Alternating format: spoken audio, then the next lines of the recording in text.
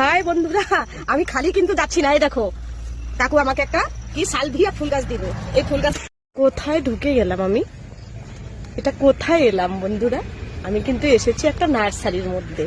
এই দেখো এটা কি ড্রাগন, এটা হ্যাঁ।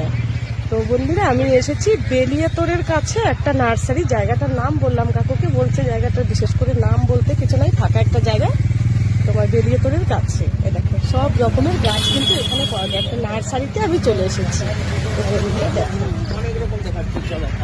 কাকু আমাকে কিন্তু ইয়ে বকফুলের চারা একটা এনে দেবে, ঠিক আছে? কবে কতদিন আনবেন তবু?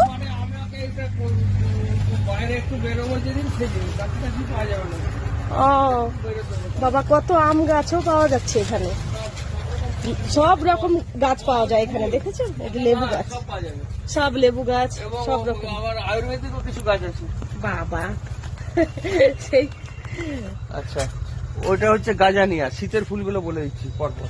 ও কাকু এই জায়গাটার নাম একটু বলে দিলে ভালো হয়। হ্যাঁ, জায়গাটার নাম বেলিয়াতোড়ের কোন জায়গা? বেলিয়াতোড় ভাটপুকুরের নিকট বলা যায়, মেন সোনামুখী রোডের উপর ভাটপুকুরের কাছে। আচ্ছা ঠিক আছে, সবাই শুনে নিলে। কাকু বলে দিল এই জায়গাটাতে তোমরা অনেক সব রকমের চারা পাওয়া যায় বন্ধুরা, তোমরা কিন্তু এখানে নিতে আসতে পারো। এখানে মানে আমি বক ফুলের চারা নিতে এসেছিলাম 4-5 মাস আগে এসেছিলাম, তখন ছিল না। কাকু বললো এখন নেই। অনলাইনে নাকি না কিছু করবে? না অনলাইনে না, আমি হাতেই দেব। শেষ পর্যন্ত আমি কাকু শেষ পর্যন্ত আমি কি তোমার বক ফুল গাছ না পেয়ে আমি এই যে ফুলের টপ নিয়ে যাচ্ছি দুটো। এই দেখুন, তো কাকুর এখানে কিন্তু ফুলের টপ গুলো কিন্তু খুব মানে মজবুত আছে। কোথাকার এই বললেন? রানাঘাটের থেকে এনেছে।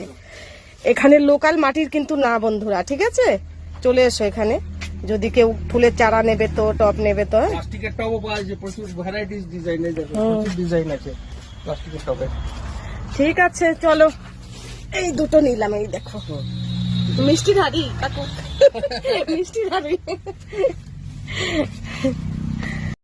হাই বন্ধুরা, আমি খালি কিন্তু যাচ্ছি না। এই দেখো কাকু আমাকে একটা কি সালভিয়া ফুল গাছ দিল।